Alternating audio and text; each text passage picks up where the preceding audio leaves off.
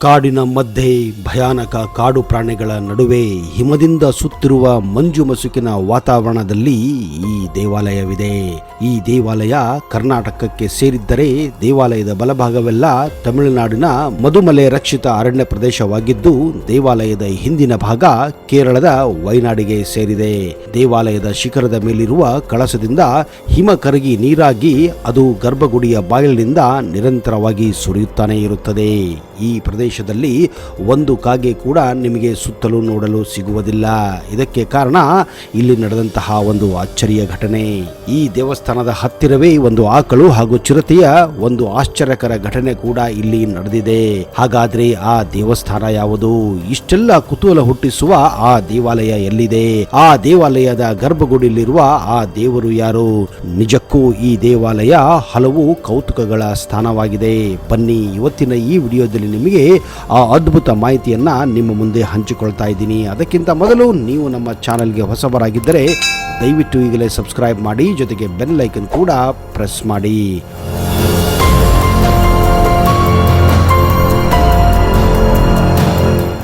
ನಮಸ್ಕಾರ ಸ್ನೇಹಿತರೆ, ನಿಮಗೆಲ್ಲ ಆತ್ಮೀಯ ಹಾಗೂ ಅದ್ದೂರಿ ಸ್ವಾಗತ. ನಮ್ಮ ಸನಾತನ ಧರ್ಮದಲ್ಲಿ 33 ಕೋಟಿ ದೇವರುಗಳು ಇದ್ದು, ಅವರವರ ಭಾವಕ್ಕೆ ಅವರವರ ಭಕುತಿ ಎನ್ನುವಂತೆ ಒಂದೊಂದು ದೇವರನ್ನು ಪೂಜಿಸುವ ಸಂಪ್ರದಾಯವಿದ್ದರೂ ಅಗ್ರ ಪೂಜೆ ವಿಘ್ನ ವಿನಾಶನಿಗೆ. ಅದರ ನಂತರ ಆ ಸ್ಥಾನ ಮಹಾವಿಷ್ಣುವೇ. ಮನುಷ್ಯನ ಜನ್ಮದಲ್ಲಿ ಅವತಾರ ಎತ್ತಿದ ಶ್ರೀರಾಮ ಮತ್ತು ಕೃಷ್ಣನಿಗೆ ಎಂದರೆ ತಪ್ಪಾಗಲಾರದು. ಅದರಲ್ಲೂ ಶ್ರೀಕೃಷ್ಣ ಎಂದರೆ ಗಂಡಸರು, ಹೆಂಗಸರು, ಚಿಕ್ಕವರು, ದೊಡ್ಡವರು ಎಂಬ ಭೇದವಿಲ್ಲ, ಅಬಾಲವೃದ್ಧರಾಗಿ ಭಕ್ತಿಯಿಂದ ಅಪ್ಪಿಕೊಂಡಿರುವ ದೇವರು ಎಂದರೆ ಅತಿಶಯೋಕ್ತಿಯಲ್ಲ.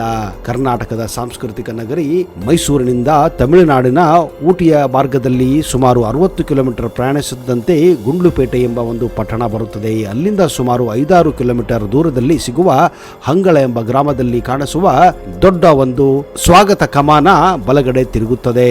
ವರ್ಷವಿಡೀ ಮಂಜಿನಿಂದ ಆವೃತವಾದ ಬೆಟ್ಟಗುಡ್ಡಗಳ ಸಾಲು ಸಾಲು ನಿಮ್ಮ ಕಣ್ಣಿಗೆ ಕಾಣಿಸುತ್ತದೆ. ಹೇಳಿ ಕೇಳಿ, ಬಂಡೀಪುರ ರಕ್ಷಿತ ಅರಣ್ಯ ಪ್ರದೇಶಕ್ಕೆ ಸೇರಿರುವ ಈ ಪ್ರದೇಶವಾಗಿರುವುದರಿಂದ ದಟ್ಟವಾದ ಕಾಡುಗಳಿಂದ ಆವೃತವಾಗಿ ಸುತ್ತಮುತ್ತಲೂ ಕಣ್ಣು ಹಾಯಿಸಿದಷ್ಟು ನಿತ್ಯ ಹರಿದ್ವರ್ಣದಿಂದ ಕೂಡಿದ ಪ್ರದೇಶ ನಿಜಕ್ಕೂ ನಯನ ಮನೋಹರವಾಗಿದೆ. ಹೀಗೆ ಹಂಗಳದಿಂದ ಸುಮಾರು 10 ಕಿಲೋಮೀಟರ್ ದೂರದಲ್ಲಿ ಪ್ರಯಾಣಿಸಿದರೆ ನಿಮಗೆ ಸಿಗುವುದೇ ಪುರಾಣ ಪ್ರಸಿದ್ಧವಾದಂತಹ ಹಿಮವದ್ ಗೋಪಾಲಸ್ವಾಮಿ ಬೆಟ್ಟದ ತುದಿಯಲ್ಲಿರುವ ಶ್ರೀ ವೇಣುಗೋಪಾಲ ಸ್ವಾಮಿಯ ಸನ್ನಿಧಿ.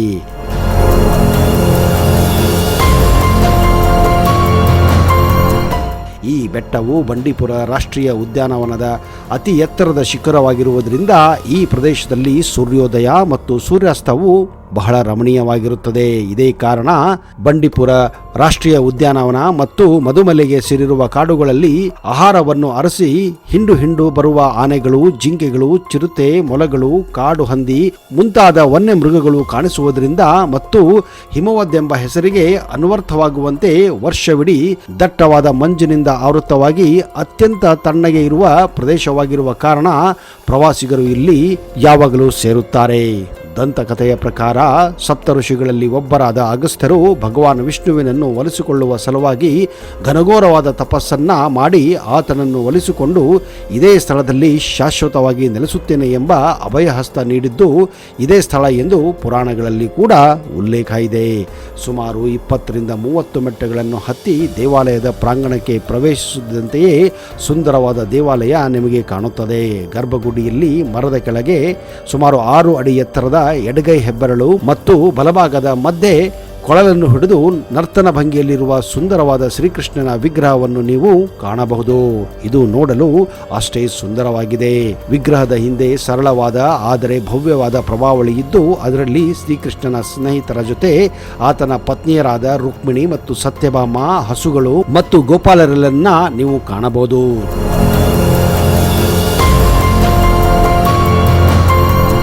ಹಾಗೂ ಜೊತೆಗೆ ಶ್ರೀಕೃಷ್ಣನ ಅವತಾರದ ಹಲವಾರು ಇತರೆ ಪಾತ್ರೆಗಳನ್ನು ನೀವು ಇಲ್ಲಿ ನೋಡಬಹುದು.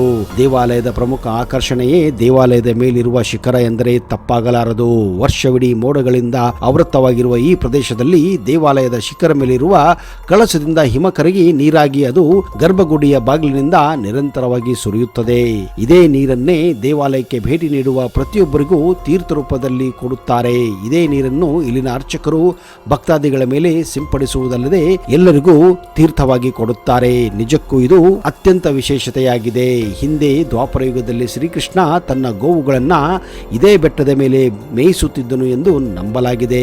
ಕೆಲವು ನಂಬಿಕೆಯ ಪ್ರಕಾರ ಈ ಬೆಟ್ಟದ ಮೇಲೆ ರಾತ್ರಿಯ ಸಮಯದಲ್ಲಿ ಈಗಲೂ ಶ್ರೀಕೃಷ್ಣ ಆಗಾಗ ಪ್ರತ್ಯಕ್ಷನಾಗುತ್ತಾನೆ ಎನ್ನುವ ನಂಬಿಕೆ ಇಲ್ಲಿನ ಸ್ಥಳೀಯ ಗೊಲ್ಲರಲ್ಲಿದೆ. ಇನ್ನು ಈ ದೇವಾಲಯದಲ್ಲಿ ಪ್ರಸಾದದ ರೂಪದಲ್ಲಿ ಕೊಡುವ ಪುಳಿಯೋಗರೆ ಅಂತೂ ಅತ್ಯಂತ ರುಚಿಕರವಾಗಿರುತ್ತದೆ. ಶ್ರೀ ವೇಣುಗೋಪಾಲ ಸ್ವಾಮಿಯ ದಿವ್ಯ ದರ್ಶನವನ್ನು ಪಡೆದು ದೇವಾಲಯದಿಂದ ಹೊರಬರುತ್ತಿದ್ದಂತೆಯೇ ದೇವಾಲಯದ ಸುತ್ತಲೂ ಬೆಟ್ಟಗಳ ಮೇಲಿನ ಬಯಲು ಪ್ರದೇಶಗಳು ಸಂಪಾದ ಹುಲ್ಲಿನಿಂದ ಆವೃತವಾಗಿದ್ದು, ಅದೃಷ್ಟವಿದ್ದಲ್ಲಿ ಒಮ್ಮೊಮ್ಮೆ ಆನೆಗಳು, ಜಿಂಕೆಗಳು, ಮೊಲಗಳು ಕಾಣಿಸುತ್ತವೆ. ಅತ್ಯಂತ ಎತ್ತರವಾದ ಪ್ರದೇಶವಾದ ಕಾರಣ ಹಿಮದಿಂದ ಕೂಡಿದ ಮೋಡಗಳು ಆಗಾಗ ನಿಮ್ಮನ್ನ ಸ್ಪರ್ಶಿಸುವ ಮೂಲಕ ಆಹ್ಲಾದಕರ ಅನುಭವವನ್ನ ನಿಮಗೆ ಕೊಡುತ್ತದೆ. ನೀವೇ ಮೋಡಗಳ ಮಧ್ಯೆ ಓಡಾಡುವ ಹಾಗೆ ನಿಮಗೆ ಇಲ್ಲಿ ಅನಿಸುತ್ತದೆ.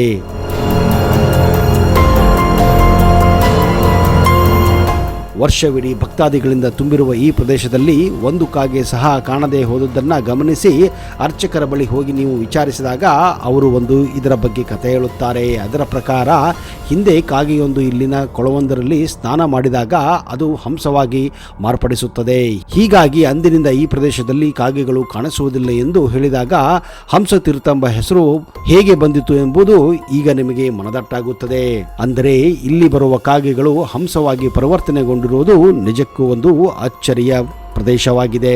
ಸುಮಾರು 80ರ ಆಸುಪಾಸು ಈ ದೇವಸ್ಥಾನದ ಹತ್ತಿರ ಒಂದು ವಿಚಿತ್ರ ಘಟನೆ ನಡೆದಿತ್ತು. ಸಾಮಾನ್ಯವಾಗಿ ಚಿರತೆಗಳು ಇಲ್ಲಿ ದನ ಕರುಗಳನ್ನು ಬೇಟೆ ಮಾಡಲು ಈ ಪ್ರದೇಶದಲ್ಲಿ ಓಡಾಡುತ್ತವೆ.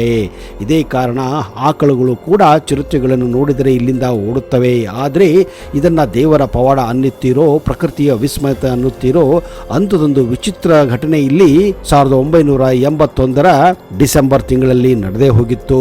ಆ ಸಮಯದಲ್ಲಿ ಒಂದು ಚಿರತೆ ಈ ದೇವಸ್ಥಾನದ ಹತ್ತಿರವೇ ತನ್ನ ಮರಿಯನ್ನ ಬಿಟ್ಟು ಬೇಟೆಗೆ ಹೋಗಿದೆ.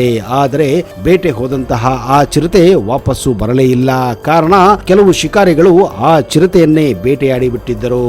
ತಾಯಿಗಾಗಿ ಕಾದಂತಹ ಆ ಚಿಕ್ಕ ಮರಿ ಆಹಾರಕ್ಕಾಗಿ ಅಂದರೆ ಹಾಲಿಗಾಗಿ ಹಂಬಲಿಸುತ್ತಿತ್ತು. ಅದೇ ಸಮಯದಲ್ಲಿ ಆ ಚಿಕ್ಕ ಚಿರತೆಯನ್ನು ಕಂಡ ಆಕಳು ಆ ಮರಿ ಹತ್ತಿರ ಹೋಗಿದೆ ಹಾಗೂ ಆ ಮರಿ ಚಿರತೆಗೆ ಆ ಆಕಳು ತನ್ನ ಹಾಲನ್ನ ಕುಡಿಸಿದೆ. ಇದೇ ರೀತಿ ಪ್ರತಿನಿತ್ಯವೂ ಆ ಆಕಳು ಆ ಜಾಗಕ್ಕೆ ಹೋಗಿ ಆ ಚಿರತೆ ಮರಿಗೆ ಹಾಲನ್ನು ಕುಡಿಸುತ್ತಿತ್ತು.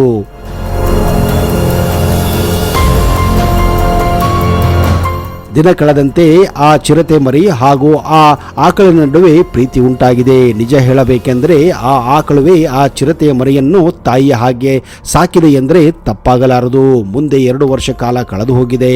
ಅಷ್ಟಾದರೂ ಆ ಚಿರತೆ ಆ ಆಕಳವನ್ನೇ ಹುಡುಕಿಕೊಂಡು ಬರುತ್ತಿತ್ತು ಎಂಬ ನಂಬಿಕೆ ಇಲ್ಲಿನ ಸ್ಥಳೀಯರಲ್ಲಿದೆ. ಈ ಚಿರತೆ ಬಂದಾಗ ಇತರೆ ಆಕಳುಗಳು ಓಡಿ ಹೋಗುತ್ತಿದ್ದವು. ಆದರೆ ಈ ಆಕಳು ಮಾತ್ರ ಈ ಚಿರತೆ ಮರಿಯನ್ನ ತನ್ನ ನಾಲಿಗೆಯಿಂದ ನೆಕ್ಕಿ ಪ್ರೀತಿ ಮಾಡುತ್ತಿತ್ತು ಎನ್ನುವ ಸನ್ನಿವೇಶವನ್ನ ಇಲ್ಲಿನ ಸ್ಥಳೀಯರು ಪ್ರತ್ಯಕ್ಷವಾಗಿ ಕಂಡಿದ್ದಾರೆ. ಇದಕ್ಕೆಲ್ಲ ಕಾರಣ ಆ ಭಗವಂತ ಶ್ರೀಕೃಷ್ಣನೇ ಎಂದು ಇಲ್ಲಿನ ಸ್ಥಳೀಯರು ನಂಬುತ್ತಾರೆ. ಅದು ಶ್ರೀಕೃಷ್ಣನ ಗೋವು ಎಂದು ಇಲ್ಲಿನ ನಂಬಿಕೆ ಇದೆ. ಆ ಆಕಳು ದೇವರ ಅವತಾರ ಎಂದು ನಂಬಲಾಗಿದೆ.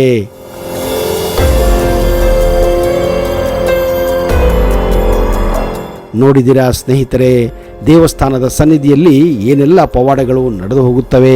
ಶ್ರೀಕೃಷ್ಣ ಇದ್ದರೆ ಎಲ್ಲವೂ ಸಾಧ್ಯ ಅನ್ನುವುದಕ್ಕೆ ಈ ಒಂದು ಘಟನೆಯ ಸಾಕ್ಷಿಯಾಗಿದೆ. ಹಿಮದ ಗೋಪಾಲ ಸ್ವಾಮಿಯ ಬೆಟ್ಟ ಬಗ್ಗೆ ಇಷ್ಟೆಲ್ಲ ಮಾಹಿತಿ ತಿಳಿದ ಮೇಲೆ ಇನ್ನೇಕೆ ತಡ?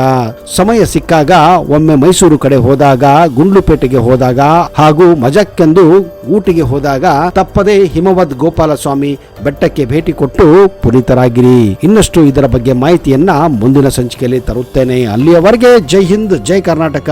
ನಿಮಗೆಲ್ಲ ಶುಭವಾಗಲಿ.